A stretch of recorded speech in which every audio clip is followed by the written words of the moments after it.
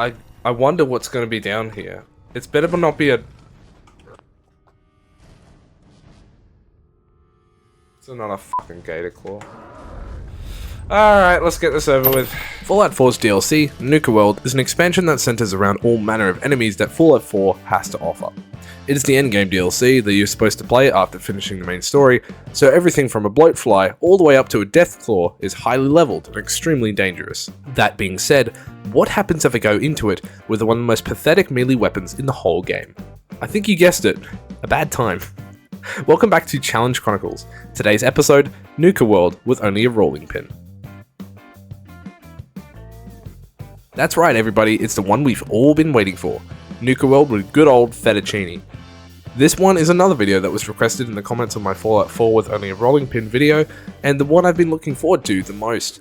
I gotta say though, this was one of, if not my toughest challenge yet. You'll see why. Right after I finished playing Autonomatron with only a rolling pin, I decided to start Nuka-World and play that for the rest of the stream. So this adventure takes place right after the last. That's good, get some continuity in there. Anyway, I had a little trouble getting this DLC started, as once I installed it, I couldn't seem to find the entrance to Nuka-World. It was located somewhere outside the border of the map, according to the Fallout 4 wiki, and for some reason I just couldn't find it. However, sometime later, I eventually found it. I still had Ada with me, for whatever reason, so me and her politely dispatched of the raiders that were guarding the transit station. You silly. You silly Willy. Ow. That really hurts, guys. Oh shit. After that, I headed inside and found Harvey lying on the floor. He told me that I needed to find his family, who were being held hostage by raiders in Nuka-World. Seems plausible enough. So, I got on the tram and the speaker told me that I've been hoodwinked and bamboozled. There never was any family to save. God fucking damn it, if only I chose the non-existent dialogue option of kill Harvey because he's a lying twat. I arrived in Nuka-World where I was tasked to run the gauntlet. No idea why it's called that, to be honest. It just looks like a long line of traps and turrets and such. Not a gauntlet. I obviously completed the gauntlet, like the god I am, and then I was faced with Coulter. I was given a water pistol and told to go to town on old Racer Car McGee over there. My concern was, however, if this water pistol damages him, then I can't use it because I'm only supposed to use a rolling pin. But it's fine, the water pistol doesn't damage him, it only stuns him for a time, so it's fine. Once I disabled his plot armor, I bashed Coulter's brains into a thick liquid with my rolling pin. Immediately after killing the head of all of Nuka-World, I was named the new overboss of the entirety of the theme park and all of its raiders. Of course, why am I not surprised? Basically, this guy called Porter Gage and a few others of the Nuka-World residents wanted to kick Coulter out of office and get him replaced, so that's why they gave me the water pistol. Why? What did he do? Was his name on the Robco list? Did it come out that he sucked off a Protectron or something? Gage took me to town and showed me my new quarters as overboss of Nuka-World. He then tasked me with meeting all of the leaders of each raiding gang, the operators, the pack, and the disciples. Before I did that, however, I returned to the Commonwealth briefly and told Ada to piss off so I wouldn't have to deal with her anymore. When I returned, I tracked down and talked to all three of the leaders and sussed out what kind of things they like or dislike. After some dialogue with them, I discovered that they are pretty much all the same. Except for the disciples. I didn't like them much because their leader was a little bit of a And the best there is. Willing to bet your life on that? Yes. You see, the disciples don't make Yeah, I get that. I get that impression, don't worry. After I returned to Gage, having gained no new experience or knowledge of the rest of the theme park, he told me that some areas of Nuka-World are overrun with other goons, and we need to go to each section and take the Holy Land in the name of the Nuka-World Raiders. Basically, I had to head to each section of Nuka-World, claim it, and give it to one of the raider gangs. How many areas are there? 5. Of course, this is going to take a while. I went to Galaxy Zone first. Galaxy Zone is completely overrun with assaultrons, sentry turrets, protectrons, and these things, which shoot explosive beams of light. Amazing. I died a few times trying to get to where the quest marker was telling me to go, mostly because I just kept getting stunned by those protectrons. Eventually though, I was able to get to the main control area and discovered that the power was down. Apparently, I need to scavenge a bunch of what this computer is calling star cores in order to boot up the power enough to disable the rogue robots. Or rogue bots. Rouge bots? Rogue bots. So I headed over to the Nuka Galaxy and took on the robots inside. The turrets in this building were the main problem, as I was running critically low on stimpaks and was having to rely on crusty, irradiated dino nuggets to stay alive. I had trouble with the sheer amount of protectrons guarding every corner, and then I had to face this sentry bot and a myriad of sentries dressed like aliens. managed to get past that sentry bot, as well as the 2 assaultrons in the very next room. This one location is just throwing everything it has at me. I followed the roller coaster rail all the way up this little spire where turrets turned my body into Swiss cheese, and snagged every star core that I could find along the way. When I finally made it to the exit of Nuka Galaxy, I'd exited with about 2 or 3 star cores, thinking that would be enough to reboot the mainframe. Sorry, that's really funny to read in retrospect. Spoiler alert, it was nowhere near enough. I thought I just needed 1 star core and that I was ahead of the game by grabbing 3. I put the star core on the system and then it said this: 1 out of 20 star cores. I then realized I needed 20 star cores to complete the objective. And even after I put the other 2, I still needed 17 more. Yeah, so obviously I called it a day and wrapped up the stream because I was quite tired. When I started streaming again, I took on the Vault Tech Into the Stars experience to grab more star cores. And boy, this area was a real son of a bitch. Radiation leaks are any old bloke's enemy, but in this little bunker was truly starting to melt my patience. And my kidneys. Not to mention the Protectrons guarding every corner, some of them legendary. And when I say every corner, I mean every corner. It also didn't help that I ran completely out of stimpaks halfway through this once again, and was once again relying on crumbs and assorted dust bunnies I found on the crusty floor. I got out of there with a few more star cores, then I headed to Robco Battle Zone. The door for the battle zone was guarded by 2 assaultrons that had fully charged lasers, but I ignored them and just headed inside. I bet that won't come back to bite me in the ass. This area was also not so easy, as I had to face off against several Protectrons, a few assaultrons, and a jacked up sentry bot. This sentry bot took a good few tries to take down, let me tell you. Mainly because I ran out of stimpaks again, and kept not being able to sprint away before the Taco Bell I ate for dinner erupted out of every orifice it had. No! I tried to get away, but I was stuck in a fucking animation.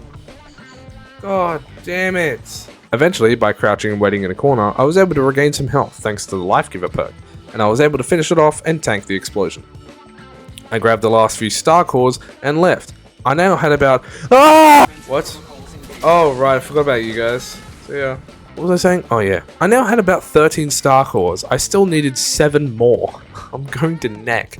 I'll save your precious time, just kind of summarize the rest of this area, because a lot of it was just backtracking.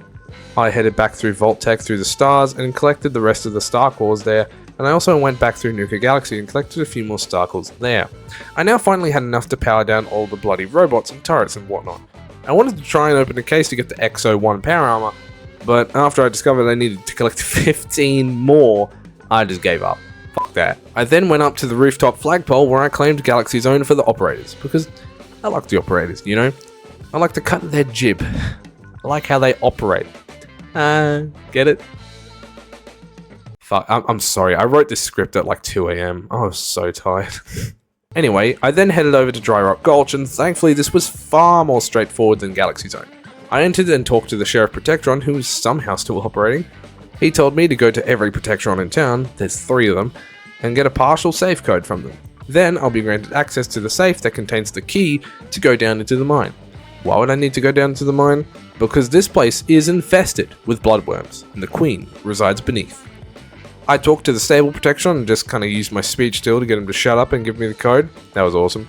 Then I went to the bartender and tried to use my speech skill again, but didn't pass the check this time. At the entrance to the Stampede Carousel. You hear the music it's playing?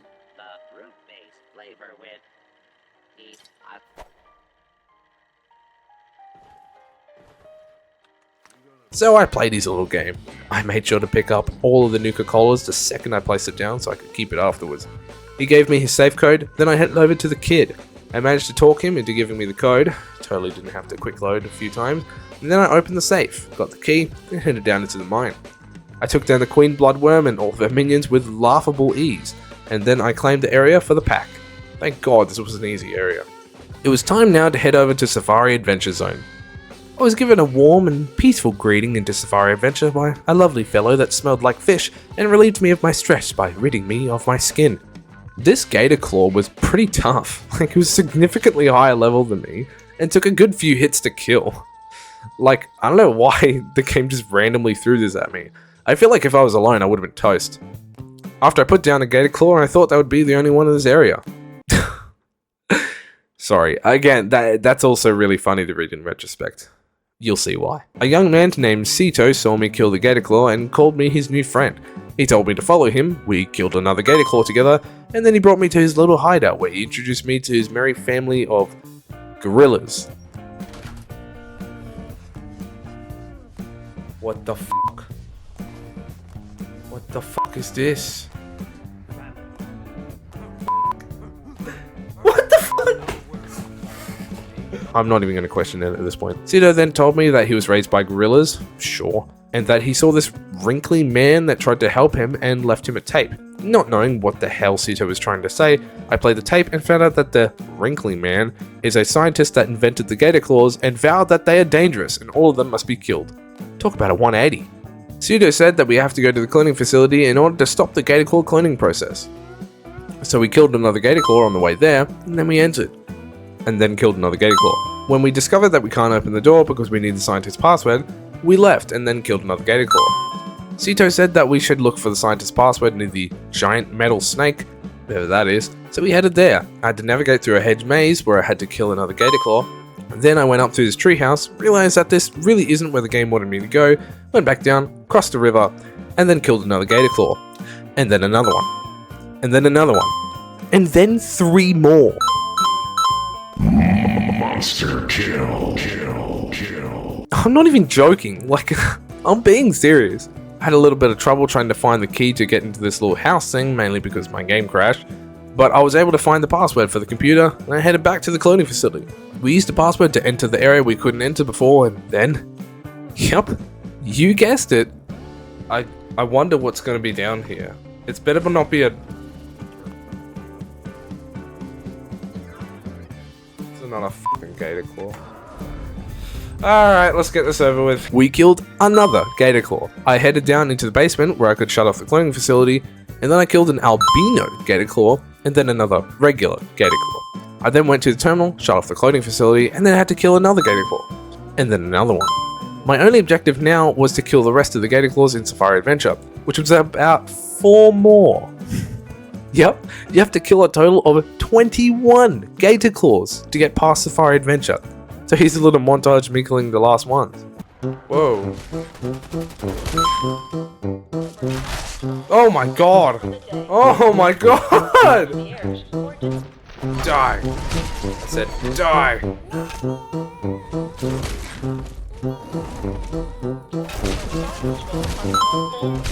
Ow. Well, I'm in the pool now, I guess.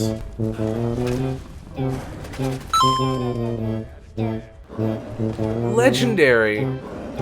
Cito, I wouldn't do that, but okay, fine. You know what, let's just let the Yao guy do it.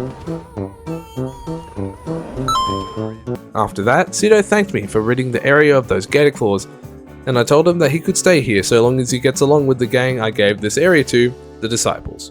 Now it's time to set off for a world of refreshment, which is basically just the Nuka-Cola factory. Man, this area was also really tough.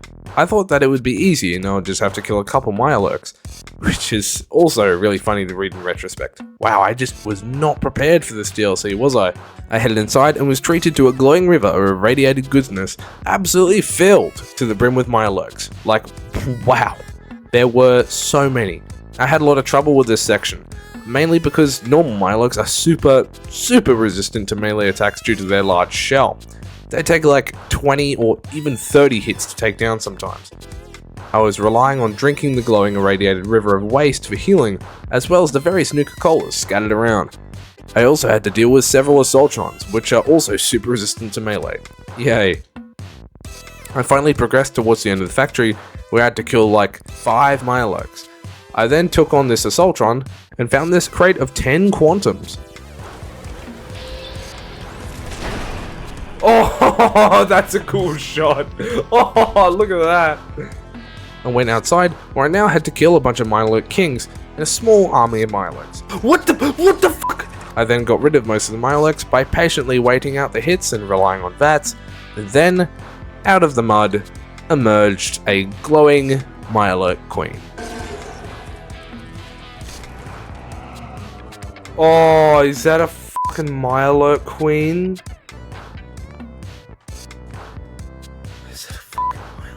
I have to kill a Mirelurk Queen with rolling pin? I now have to kill a glowing Mirelurk Queen with only a rolling pin. Fuck my life. What the fuck is my life? What the fuck? And yeah, this thing ended up being the hardest enemy the DLC ever threw at me. Like, I couldn't touch this thing.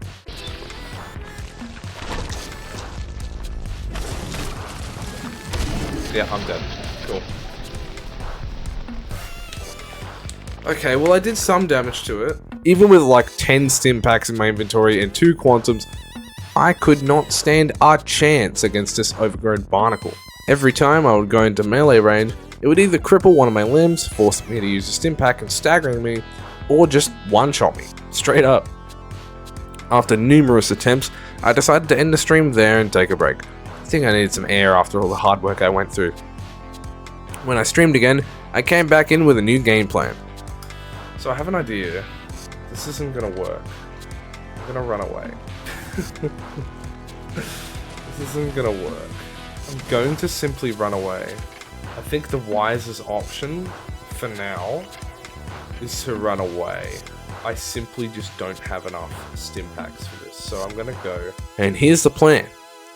When he approaches, we run away. Genius. He's a genius. Yep, so the only real solution was to run away, and then sell all my crap at the Nuka-World markets and stock up on any and all healing items I could find. I bought up all the stim packs, so I had like 12 of them, and all of the Nuka-Colas. I was ready to rumble. I then returned to the factory, ready to take on the Queen.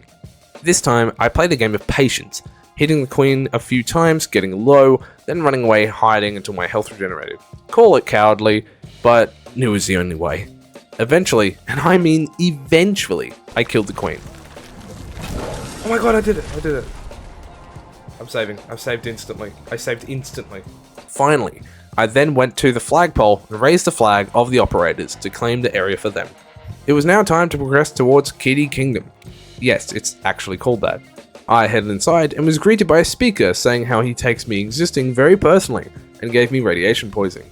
The rads in this area were insane, by the way. Like, I was getting something like 3 to 5 rads per second the whole time. Constantly. I headed towards the funhouse first, but not before I killed a metric ton of ghouls. The funhouse was my least favorite part of the DLC. It just messed with my head so much. And yes, I know that's the point. I went through this mirror section, which messed with my head, and I ran through this pipe room thing, and then I found a bunch of ghouls in this spinny roundy room, and then I left. What was the point of going in there? I don't know. I then went towards the theatre, where I met Oswald Outrageous in the flesh. Well, in what's left of his flesh, he's a ghoul, and he doesn't take too kindly to me existing near him. He attacked me, and after I utterly obliterated him in a fair duel, he threw down a smoke bomb and retreated. I then left and went into the basement, but not before I got run over by a minecart. I found the Chernobyl elephant's foot room, and then I went to the computer and turned off the radiation vents. I don't know why there are radiation vents in this game. Does Bethesda know that radiation isn't really something you can, spray at someone? It's not pepper spray. Well, it doesn't matter anyway, because as soon as I left that room, he turned them back on again. Okay, what was the point of that then? Never mind, I really don't care anymore. I met Oswald at the top of the theatre, and he told me that I was killing all of his friends. I then told him that his friends are feral ghouls, and that their brains run away a long time ago. He then completely gives up, gives me his weapon and his top hat, and then he fucks off. Cool. I raised the flag of the pack in order to claim this area for them, and that was it. All of Nuka-World was now claimed. Oh my god, I'm going to cream. Gage told me that he's super proud of me being the first and only overboss to claim all of Nuka-World. He then told me that it's time to take Nuka-World raiders and set their eyes on the Commonwealth. He then told me that if I want to get started claiming outposts in the Commonwealth, I should speak to a dude named Shank. So I fast traveled back to the Nuka-World market and found Shank. He said that I needed to go to a settlement and politely ask him to leave. Should be simple enough. So I traveled to Country Crossing and politely told the settlers to beat their feet down the road. And they agreed and left. I don't know what you were thinking would happen. I just told them to leave and they left. That's it. I then raised the flag of the operators at County Crossing, then I was off for another settlement. I went to the slog and tried to convince this rotten eggshell that he should supply my settlements with caps and food. At first, he resisted, so I had to give him the old one too. However, when the dialogue section says rough him up, it means use your fists. So I actually swung my fist at him. Unfortunately, me unleashing an unrelenting haymaker at a living cockroach man is not attacking something with a rolling pin, so I had to reload a save. After I reloaded, I was able to talk him into supplying my settlement. All was well. Well, for me, not for him. After that ordeal, Shank told me that an outside group of raiders find it insulting that I'm just so much more powerful and cooler than them, so they're setting up an attack on County Crossing. They stood no chance against Fettuccine. They fell like flies, every last one of them. Even the one in power armor that was powerless against Fettuccine's raw pasta power. After that, Shank now needed me to make the people at County Crossing feel happy by fixing up the settlement. Great. Settlement work. Amazing. To save you some time, here's another little montage of that. Is there no water around here? Oh, there we go.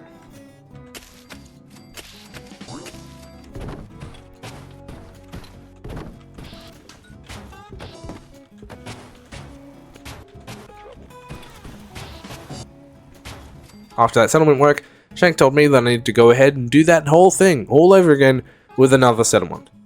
Twice. Of course. I grew weak and weary after all that work and decided to wrap up the stream for the day. On the next day of streaming, I talked to Shank about taking another settlement. I was then rudely interrupted by a vertibird of Brotherhood of Steel goons.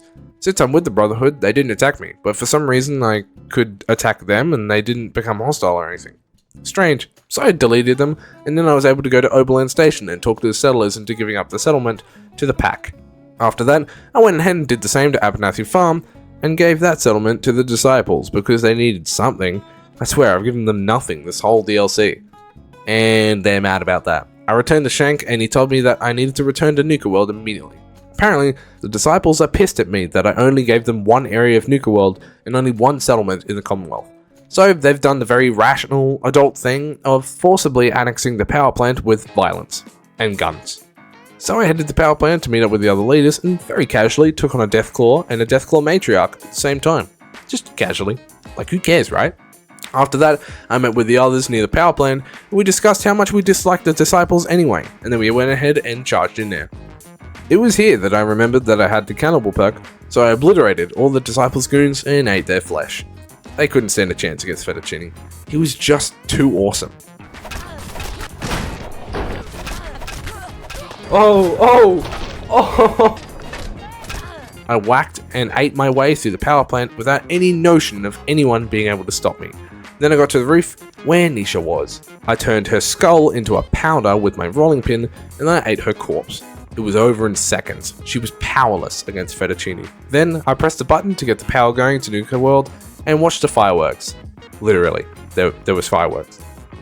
Then I talked to Gage and he congratulated me on being the first overboss to get shit done properly.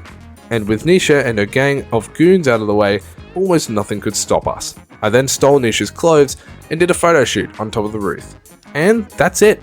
That's a wrap. I just beat Nuka-World with only a rolling pin.